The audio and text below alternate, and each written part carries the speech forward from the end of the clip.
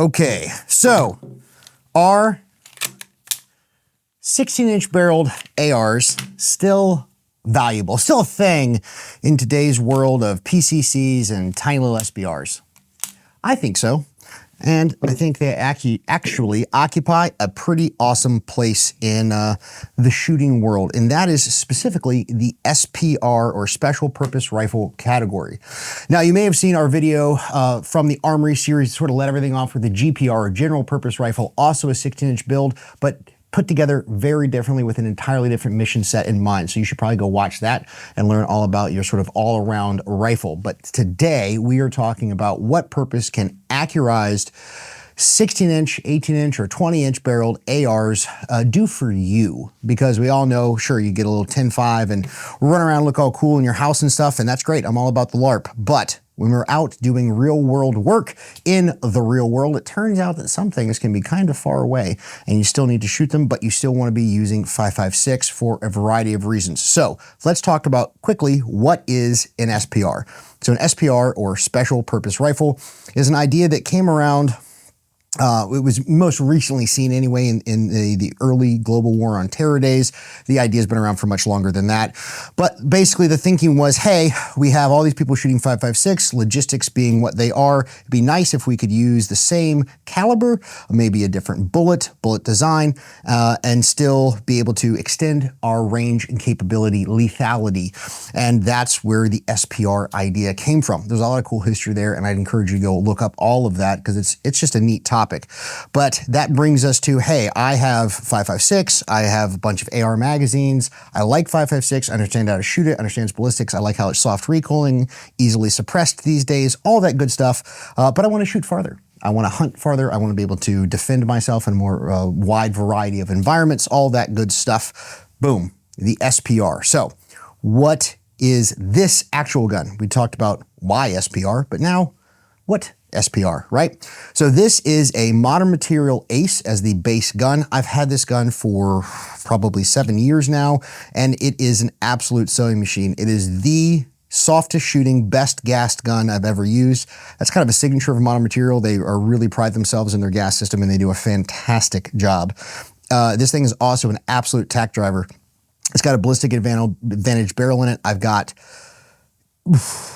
easily 7,000 rounds on this gun, which isn't a ton for how long I've had it, but I've shot it a lot, and it's stupid how accurate it is. I'm easily still, all these years later, getting 1.2 to 1.5 MOA with 77 grain OTM, and probably anywhere in the 2-ish, 2.5 MOA with even like cheap 55 grain, which honestly is more accurate than those rounds should be. The standard deviation of those rounds is not even that good. So this gun does a lot for you, let me tell you that. Also, it's set up really, really well. So let's start here at the muzzle, because why not? So we've got a Huxworks can. This is actually old school. This is still when they were OSS. So it's a stainless steel, left-hand thread, flow-through design, and it's absolutely fantastic. I can easily take this off, assuming it's not hot. And the muzzle device works great all by itself. Good recoil mitigation, all that stuff. Not that you need it with this particular gun. And then we've got the Rain up here with the, it's a different head than the Rain came on. I don't even remember what it's called anymore, but it's stupid bright and it's really, really robust. And I have that on here the way I have it set up because I still can run this gun, kind of like more your standard carbine, right? I can still use it in a sort of modern fighting configuration, if you will. And so I've got a light if I need to do any of that kind of indoor work. And then moving back, underneath here, we've got the Magpul bipod. I chose those because I've had great success with Magpul bipods. They're affordable, they're lightweight, and this has never failed me at all. It's got all kinds of adjustment for tilt and cant. I can lengthen the legs and shorten them. I can use it on uneven surfaces. I can fold this up and rest on the bipods if I want to, so I'm not putting anything on any pressure on the barrel. It works really well for me. Super lightweight, so that's been great. I've got some rail scales on here.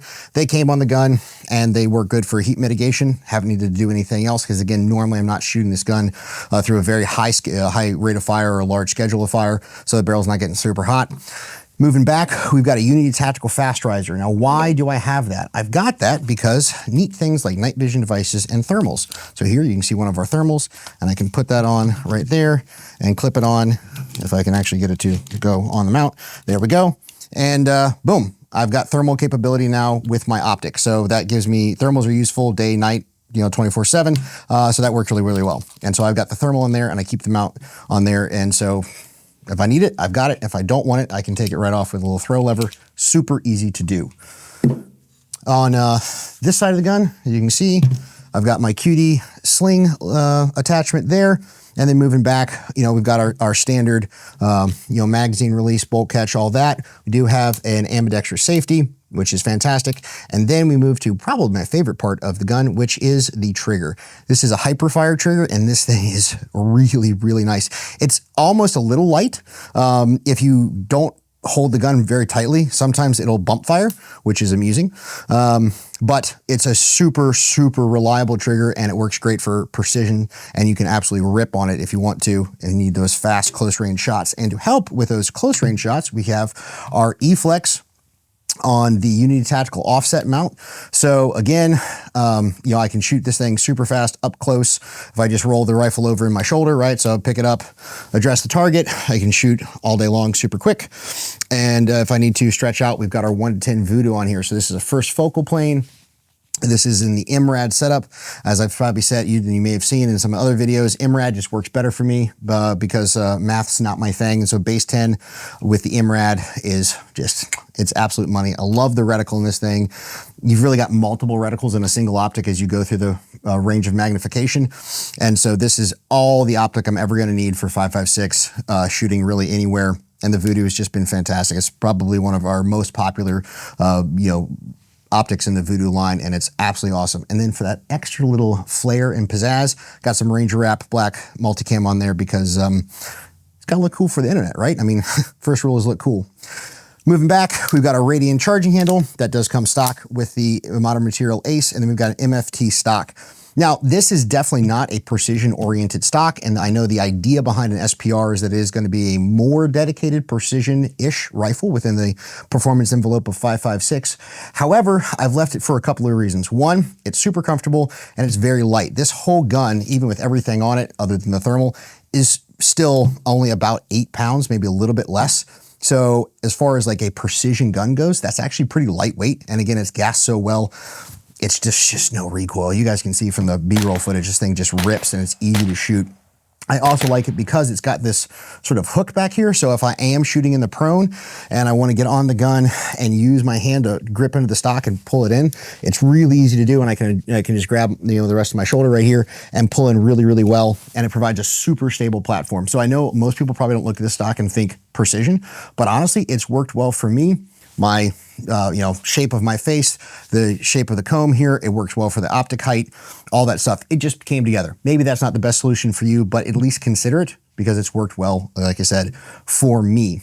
So guys, that is the overall setup for my SPR, my special purpose rifle, the thing that gives me the ability to stretch out to, probably as far as you're gonna realistically want to shoot 5.56. I have not shot this beyond 800, but honestly, 5.56 is going transonic at that point anyway, and you're losing a lot of effect on target terminal ballistic performance. But well within that 500 to 600 yard range with 77 grains that'll carry out there. This gun is accurate enough. It's really, really well gassed, and it's super comfortable to shoot. And like I said, it's had really impressive accuracy with a wide variety of grain rates. And with the 1 to 10 up here and the E-Flex, I can shoot it far, I can shoot intermediate, I can shoot it close. And it's a ton of fun. One of my favorite guns, and probably one of the most useful overall setups that I have because it is so capable in such a wide variety of ranges. So guys, that's our SPR setup, and I want to hear from you. Do you guys like SPRs? Do you run them? Do you build them? How did you build them? Tell me everything I did wrong down in the comments because we appreciate the engagement. Thank you so much for watching. Train hard, live free. See you next time.